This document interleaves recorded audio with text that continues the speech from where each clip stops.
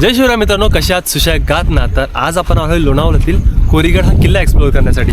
या व्हिडिओमध्ये तुम्ही कोरीगडला कसं यायचं आणि जो ट्रॅक आहे त्याला किती वेळ लागणार आहे, पार्किंग किती आहे आणि एक्झॅक्ट लोकेशन सगळी डिटेल व्हिडिओ असणार आहे. तर व्हिडिओ शेवटपर्यंत बघा. तर मित्रांनो, जास्त वेळ न घालवता चला या व्हिडिओला सुरुवात करूया. तो दोस्तों मैं पहुंच चुका पेट शाहपुर में. यहाँ पर मैंने अपनी बाइक पार्क कर दी है. आप क्राउड देख सकते हैं कितना है. तो यहाँ पे 2 व्हीलर की 50 है और 4 व्हीलर के लिए 100 है. और अगर बस वगैरह है तो उसको 150 पे करना पड़ेगा. तो ये है पार्किंग. तो दोस्तों वहाँ पे एक रास्ता देख रहे हैं, तो उसी रास्ते से अभी ऊपर जाना है. यहाँ पे थोड़ा सा स्लिपरी पोर्शन दोस्तों, ऐसे संभल के भी ऊपर जाना है. दोस्तों जो रास्ता है कोरीगढ़ के लिए जाने के लिए वो थोड़ा घनघाट जंगल ही है, लेकिन जगह जगह पे ऐसा साइन बोर्ड मिल जाएगी. मतलब ऐसा जगह जगह पे ऐसा रिबिन बांधी होगी, लेकिन ज़रूरत नहीं है. जो मोस्टली रास्ता है वो सीधा ही है, इसके लिए ज़्यादा कन्फ्युजिंग भी नहीं है. कोरीगड किल्ला, ज्याला कोराईगड किंवा शहागड असेही म्हटलं जातं. कोरी ही कोली समाजातील पोटजातीचे नाव असल्याने हा किल्ला कोरीगड म्हणूनही ओळखला जातो. दोस्तों हम लोग वहाँ से आए हैं. सामने आके आपको यहाँ पे फलक दिखा. इस किले के बारे में थोड़ी बहुत इन्फॉर्मेशन दी. अगर आप यहाँ रहे तो इसे पढ़ सकते हैं, और पढ़ने के बाद हमको इस स्टेप से ऊपर जाना है. बारिश के टाइम पे ये स्टेप से बहुत खूबसूरत नज़ारे दिखते हैं. मतलब बारिश के टाइम पे ना यहाँ पे ऐसा मस्त पानी आता है स्टेप से, तो वो देखने के लिए, एंजॉय करने के लिए लोग यहाँ आते.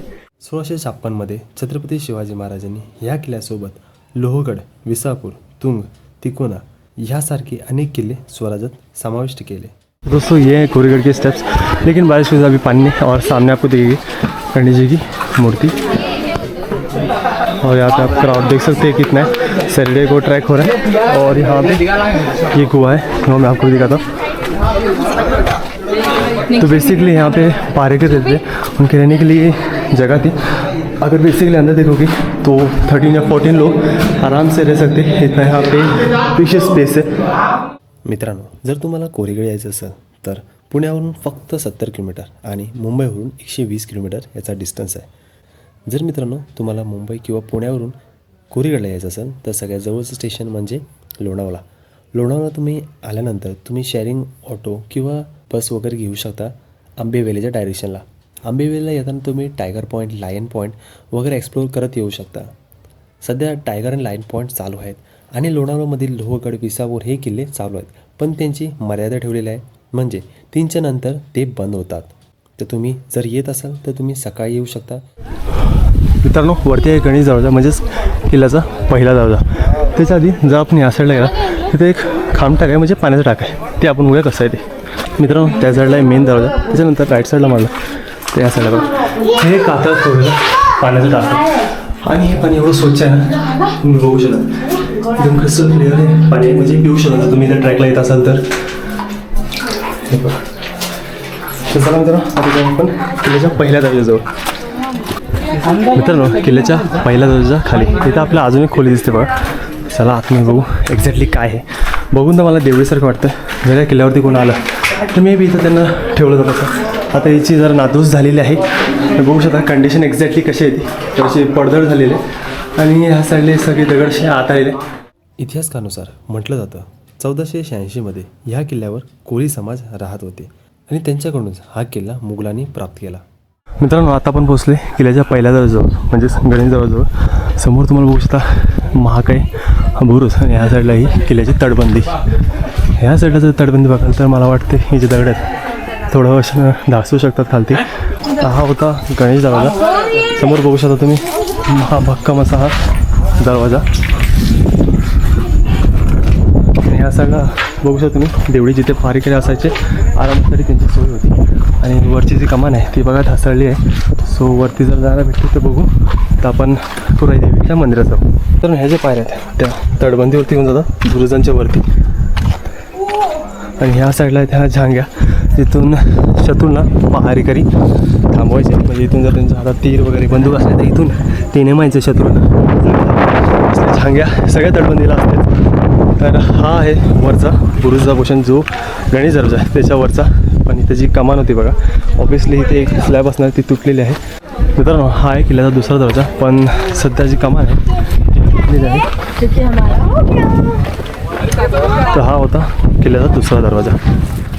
11 मार्च 1818मध्ये इंग्रज कर्नल प्राथरने याच किल्ल्यावर जोरदार हल्ला केला. 3 दिवस ही लढाई चालू होती, पण शेवटी त्यांना किल्ला जिंकता आला नाही. पण 14 मार्चला तोफेचा गोळा दारुगोळ्यावर पडला आणि एक भयानक स्फोट झाला आणि त्याच कारणामुळे तिथे मराठ्यांना पराजय मानावी लागली. मित्रांनो, आता आपण पोहोचलो आहे महादेव मंदिराजवळ.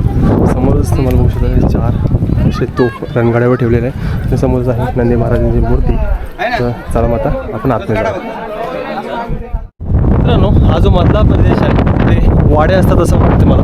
आणि इथं पडझड झाले त्यांचे जे अवशेष आहेत ते सगळे वाड्याचे अवशेष असं वाटत आहे मला बघून. तर या साईडला आहे हनुमानचं मंदिर, तर आपण त्या मंदिरात देखील जाऊया.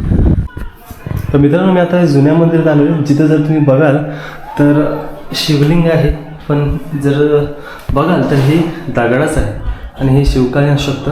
कारण जर याची बनावट जर बघाल तर बरोबर जे आपण अभिषेक करतो आणि जे पाणी जाण्यासाठी बरोबर इथून एक जागा दिलेली आहे आणि जो आकार आहे तो बरोबर पिंडेसारखाच आहे. बघा, अशी शिवलिंग आहे. समोर गणपती बाप्पाची मूर्ती. मित्रांनो, आपल्याला भेटला आहे आपला खेकडा मित्र. तो कसला बघायला देऊ, कसला बघायला देऊ, बघायला पळा घरी बसण्यात काही मजा नाही. घरी बसण्यात काही मजा नाही.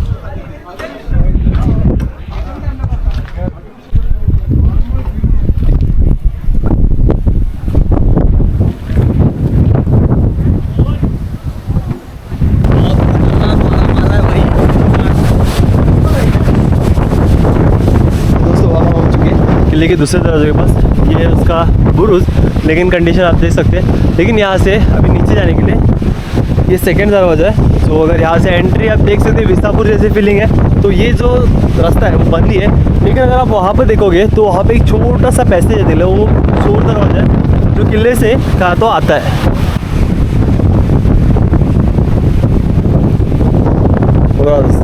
वो चोर दरवाजा. जर तुम्ही मधून फिरत असाल तर मला वाड्यांचे अवशेष दिसले. ह्या साईडला वाडे, ह्या साईडला वाडे, खूप खूप खूप सारे वाडे. त्याची नाश झालेली आहे, म्हणजे ते कंडिशन बघू शकतो तुम्ही. त्याची जी जो पण बेस आहे तोच आहे, बाकी काहीच बघता येत नाही. आणि जागोजागी आपल्याला तलाव भेटतात, छोटे छोटे तलाव, पण खूपच भारी तलाव आहेत. म्हणजे त्यांना बघून असं मस्त भारी बघत वाटतं. आतमध्ये मस्त खेकडे वगैरे आहेत, छोटे छोटे खेकडे, मासे, बेडकं असे फिरत आहेत. ते बघून लय भारी वाटते. कोरीगड किल्ल्यावरती एवढा म्हणजे जोरसान वारा असतो ना, म्हणजे काय सांगू, म्हणजे माणसाला उडून घेऊन जाऊ शकतो एवढा वारा असतो इथे. हे बघा, पत्र्यांचा आवाज आला असेल तुम्हाला, खूप जोरदार वारा वाजतो इथं. आणि सपाट भूभाग आहे त्या कारणाने हे जर जास्त होतं. खूपच नाद किल्ला झाला आणि मलाच आवडलं. हा सेकंड टाईम आहे कोरीगड. जर तुम्हाला कोरीगडला यायचं असेल तर तुम्हाला सगळं सांगितलेलं आहे. Please enjoy this video, like subscribe. जर इथपर्यंत व्हिडिओ बघत असेल तर नक्कीच व्हिडिओला लाईक करा मित्रांनो, आणि शेअर करायला विसरू नका. आणि मध्ये मध्ये नाही बघा किती सारे खेकडे बघा, खेकड्यांचे भेटला बघा खेकडा मित्र, आमचा खेकडा मित्र. कसला आहे राहिला बघा.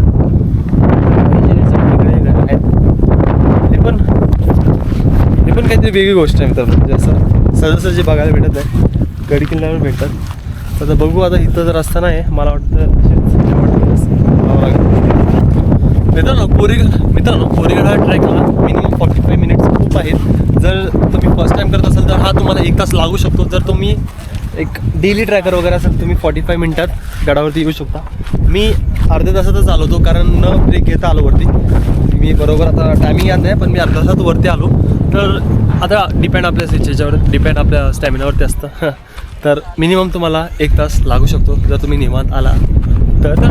कोरीगड किल्ला हा एकांत फिरण्यात खूप चांगला आहे. आता मी एकांतच फिरतोय आणि माझ्या मते जे तटबंदीतून फिरण्यापेक्षा जर मध्ये आला तुम्ही तर जे वाडे असतील, जुने वाडे असतील किंवा जे तलाव वगैरे असतील ते बघायला भेटतात जवळून. पण मोस्टली जे मी एवढे ट्रॅकर आता बघतोय सगळेजण जे तटबंदीवरूनच फिरून चालले. जे पण बुरुजाचा पोषण आहे तिथूनच चालले. तर माझं म्हणणं आहे की जर तुम्ही कोरीगड फिरत असाल तर आतमध्ये या, मध्ये फिरा, जरा छोट्या छोट्या वाट्या तिथून फिरा. बघा तुम्हाला नवीन काहीतरी दिसेल. जे तुम्ही इतर किल्ल्यावर बघत नसाल, खूप सारे म्हणजे मला वाटतंय वाडे, खूप सारे वाडे आणि एवढा सपाट भूभाग आहे ना, तर त्या कारणाने कोरीगड हा एक स्पेशल आहे. असं विसापूरची मला आठवण देतो कधी कधी, पण खूप चांगला आहे तसं विसापूर. आणि हा जो नेचर झालेला आहे, मस्त वेदर खूपच भारी झालेलं आहे. म्हणजे पाऊस तर नाही, पण ऊन आणि मध्ये धुकं येत आहे, त्या कारणाने खूपच भारी झालेला हा कोरीगडगड. तर तुम्हाला हा जर इथपर्यंत व्हिडिओ आवडला असेल तर नक्की व्हिडिओला लाईक करा आणि जास्तीत जास्त लोकांना शेअर करा, ताकी असलेच इन्फॉर्मेशन व्हिडिओ आणि या गडांबद्दल त्यांना माहिती कळावी. तर मित्रांनो, भेटू असल्यास कुठलं तरी इन्फॉर्मेशन भरल्या ब्लॉगमध्ये. तोपर्यंत जय शिवराय, जय शंभूराजे, जय महाराष्ट्र.